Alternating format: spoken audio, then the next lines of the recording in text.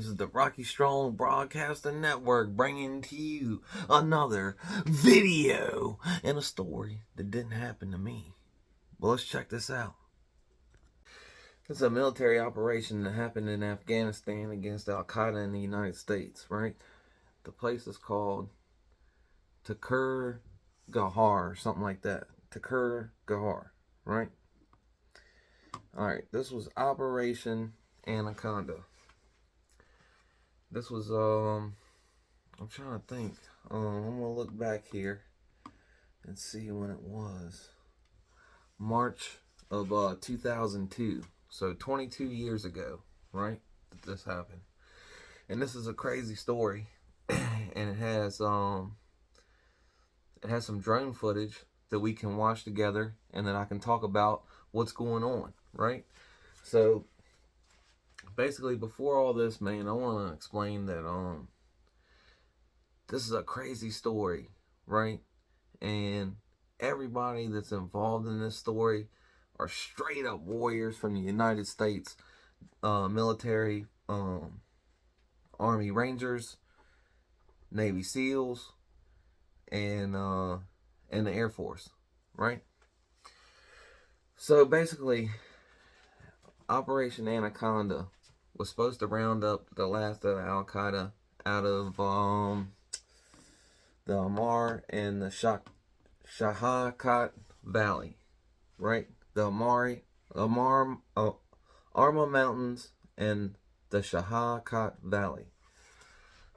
So previous to this, they were moving some SEALs from one place to another, from Bagram to Gardez, for the purpose of, I guess, backing up troops and stuff, right? So, basically, up until this point, they hadn't really been involved in this operation at all. So, command tells them, we're going to get on it, I guess, to give the SEALs some experience, right? Alright, so the two SEAL teams are supposed to be leaving to be taking over these ridges and stuff to overlook these valleys and run the Al Qaeda out, right? They get on two helicopters, Chinooks, which are twin engine helicopters, which are the only helicopters that are able to get to the altitude that they need to get to land and deploy, right? So they go to take off. They get called back because there's B-52s in the area that I guess are bombing, right?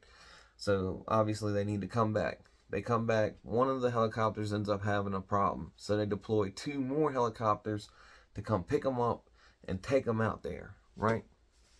So by this time, it's 2:30 in the morning. And, well, it's 2:30 in the morning when they're going to reach the landing zone. So they decide, instead of landing far away from where they want to be, they're going to land right on top of it, which is basically like the worst idea. And they never do that. That's not standard operating procedure, SOP, right? Which is a term that they use a lot. But, let's see. Okay, so prior to them landing in there, they have AC-130, which is a giant plane that has artillery guns on it and all kinds of stuff, right? That blows up and kills people. Unalives people. Pretty easily. If you ever played Call of Duty, they got the AC-130. You call it in, it flies over, that's your air support. It looks down there and they can see what's going on and they start boom, boom, boom, right? Alright, so they do a flyover. They don't see nothing. They say the LZ is good to go. We don't see nothing. Go ahead and get on in there, right? Well, I guess later on, come to find out, they weren't really sure 100% positive that the mountain they flew over was the one that they were actually landing on. Anyway, the Chinook comes in and it lands on the LZ instead of away from the LZ and then pack it in and engage the enemy there. Basically, they didn't think there was any enemy there, so we're just going to go ahead and land right on top of it, right? Right on the peak of the mountain. Well, guess what? They were there. They had fortified positions there, the Al Qaeda did. Now, there wasn't much of them left. That's why it was called out the Operation Anaconda, because it was basically the stranglehold to kind of get the rest of these dudes up and out of there, right? Okay, so basically, when they come in and they land, they take 2 RPGs and DSHK fire, which is a heavy machine gun fire, right? They land in a depression where they can't be there, where it's shielding the pilots, and they make the decision that we're gonna take back off, right? Because it's basically disabled a lot of the stuff with the 2 RPGs that hit and the machine gun fire. So they say we're gonna take off, right? Well, the only problem is that Neil Roberts, a Navy SEAL, had already unstrapped and was ready to get off of this helicopter. Because basically, when they come in and they land, right, they're getting off of there. Because especially if they start taking machine gun fire, right, they're sitting ducks. So the best thing to do is to get the hell off the helicopter, right? So he unhooks. Well, he's unhooked from the helicopter. The back is open. They take off and start moving away from, getting shot at, right? Well, Neil Roberts falls out of the helicopter. Now, supposedly, 2 dudes had grabbed a hold of him and they couldn't hold on to him and they lost him and he fell out. They're saying 10 feet, right? On Wikipedia, they're claiming it was 10 feet that he fell. There's other claims that they never actually sat down all the way, that they were like about 10 foot off the ground, and then when they took off and they held on to him for a second, that maybe it was more like 30, 40 feet. But basically he hits the ground, right? And now they got a man that's on the ground. They don't know if he's alive or dead, but they've left him. So they get back to the base, right? Okay, basically Roberts falls out. They try to come back to get him with the disabled helicopter, right? And they can't do it. And they end up having to emergency land it in the valley about 11 kilometers away. Well, the second team that was out there goes to land there, and they end up getting shot by the machine gun, but the dudes get off the helicopter, basically, and the Chinook gets out of there after they disembark the helicopter. Alright, so basically, the second team lands, and they get off the helicopter. John Chapman starts taking off for where they're taking fire from, right? They end up getting shot up, but they don't really know that the dudes got out or where they're at, right? But they're basically just shooting at where the helicopter was, right? So they're taking casualties down there. John Chapman starts running towards this #1 bunker. Now let's check this out, right? Alright, here we have the helicopter landed and John Chapman getting out of the helicopter. You see him here, he's moving through snow that's knee deep, can't barely even move through. They're shooting at him from all directions here, showed by the arrows here. So John Chapman starts engaging the enemies here. From all directions, he's just firing, right? Now you can see here, there's that dark spot that's right ahead of him. That's a bunch of trees. Now just to the left of that is a big rock. It's kind of hard to see, but it looks like a shadow there. I'm going to point it out right here. All right, here comes the Navy SEAL, Slabinski, the team leader. He's coming up behind John Chapman. He's the Air Force controller. He calls in basically all the air support, but he's also known to be a bad dude. You know what I'm saying? Now he's going to start engaging Bunker 1 right here. That's a bunch of trees that are down. There's a bunch of Al-Qaeda dudes in there. I think it's 2 or 3 Al-Qaeda dudes in there. This is the boulder right next to the bunker right there. Now, in between there, you can see a little black dot. That's Neil Roberts right there. Now, he's no longer with us, I don't think, at this point, but they start engaging, like I said, and the team leader never really catches up to John Chapman. He kind of takes off in front of him, and he's just engaging the enemy there and trying to take over that first bunker and cover his guys down here at the bottom. You see those 4 black dots, they're trying to come up, but they're in like super deep snow, and I mean it's freezing, you know. But look, here he is. He's moving in on it, and he's getting ready to take over this bunker right here. Now he charges up, and he's like right on top of the bunker. He's right on top of these two Al Qaeda guys, and he takes them both out by himself. You can see the team leader's still back there. Maybe he's support firing, but he's not actually up there where he's at. Now this saves the lives of his buddies, all the rest of them Navy SEALs, and now the team leader finally catches up to John Chapman in the number 1 bunker, and he starts engaging bunker number 2 with the team leader. And John Chapman ends up taking fire from the second bunker and gets hit twice and incapacitated by the rounds that hit him in his chest. One of them was mortal, but alright, now here from a different angle, we can see a 2-man fire team there from the boulder. That's the guy shooting the M60 and the team leader. Now they're firing on bunker number 2. The guy on top of the bunker there is the one that's flashing. You can see him shooting. He ends up taking a round of grenade shrapnel from bunker number 2, which knocks him off, and he rolls down to the bottom there. Now you see these two, they end up starting to get together there to assess his wounds and what they're going to do. At this point, John Chapman's still incapacitated in bunker number 1, and you can see the black dot right below them is Neil Roberts. They're going to start moving past Neil Roberts. Obviously, they can't pick him up and take him with them at this point, and they just assume that Chapman is no longer with them. You can see they don't go nowhere near close enough to check him before they start heading down the hill here. Now you can see back there in the background, there was a couple enemy combatants. Now, that's a smoke grenade that they threw. There's an Al Qaeda fighter that was killed by John Chapman and his donkey.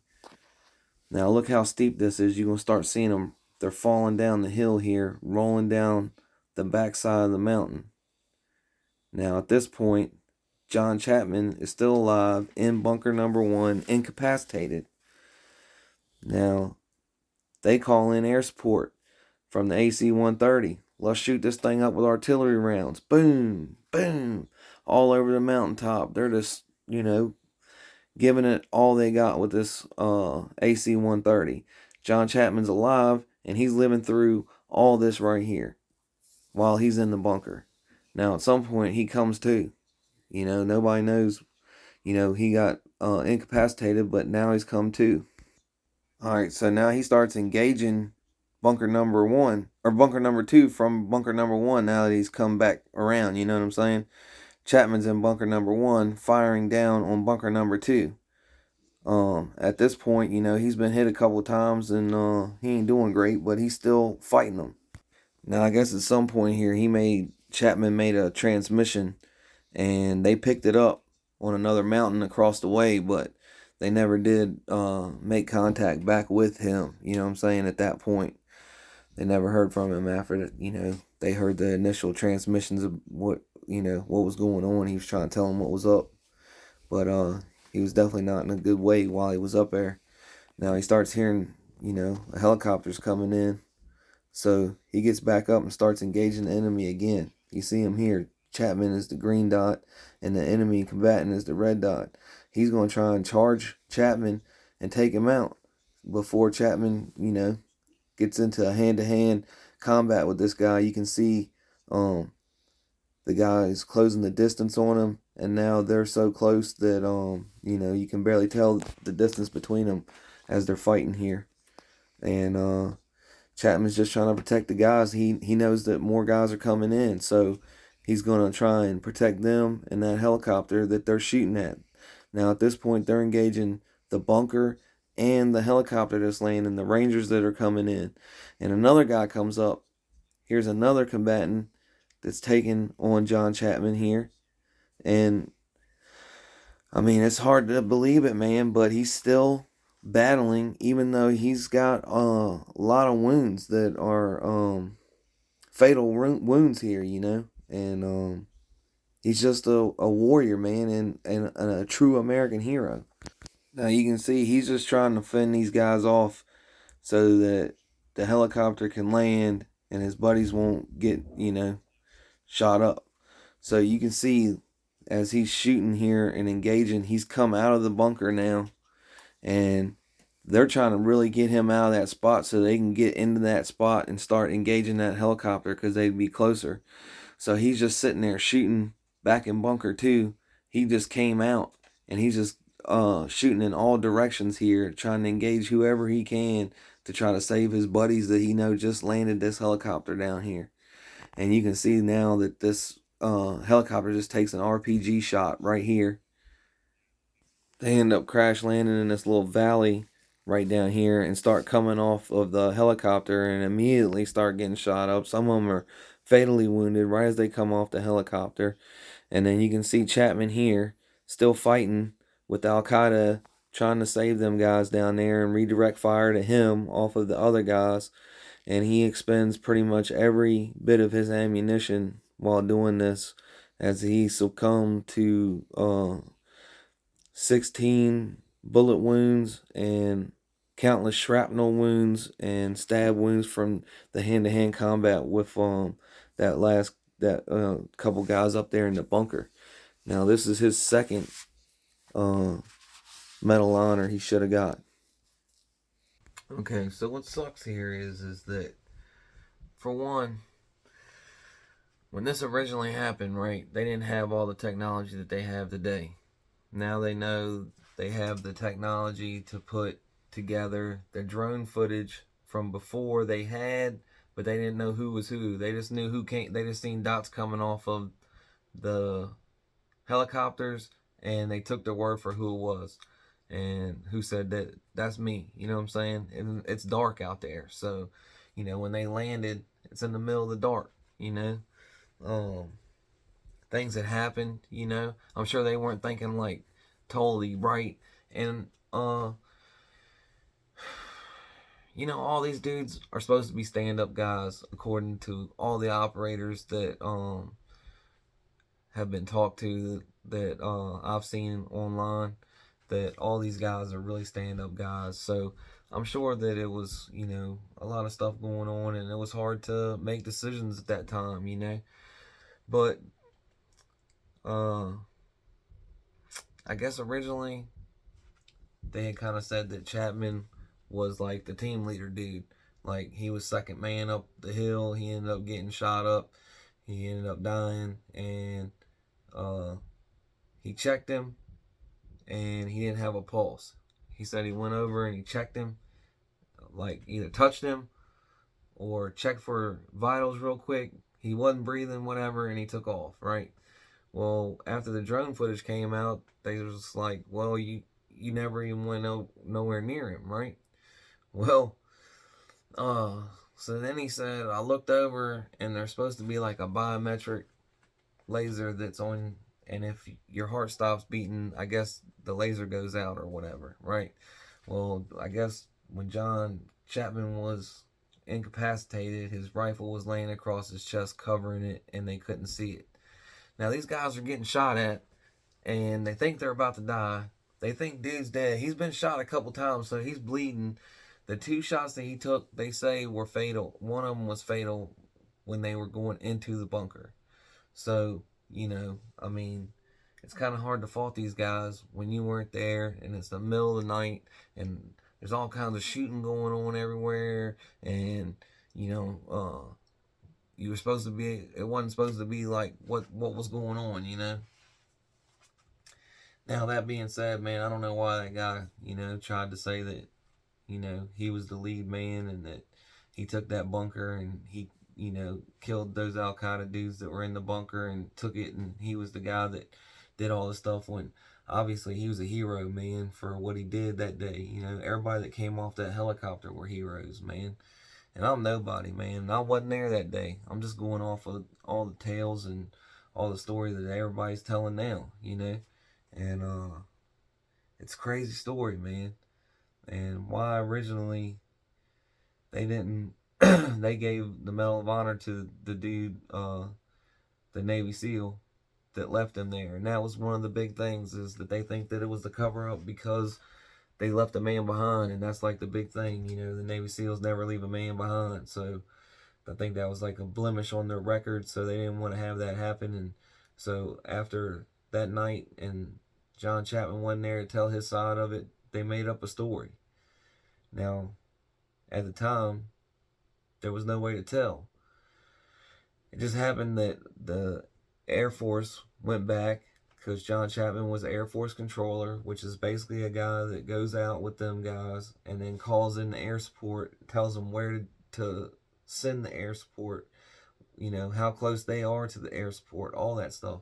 But these guys have been known across all the military branches to be solid dudes, man. Straight up killers, warriors.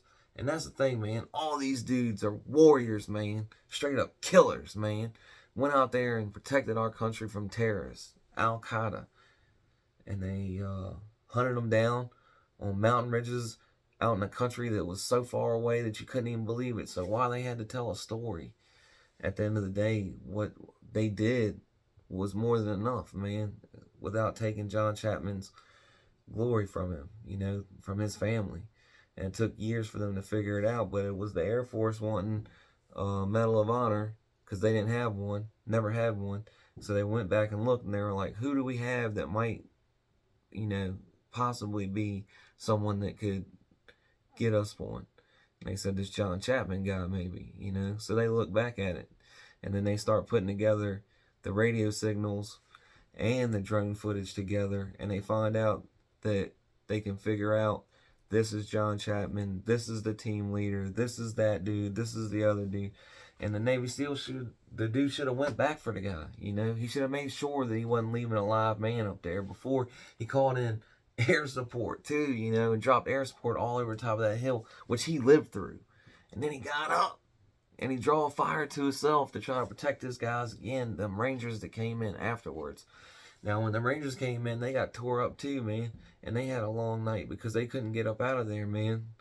The day broke, and then, man, it's a long story, but the day broke, and they got left there all day.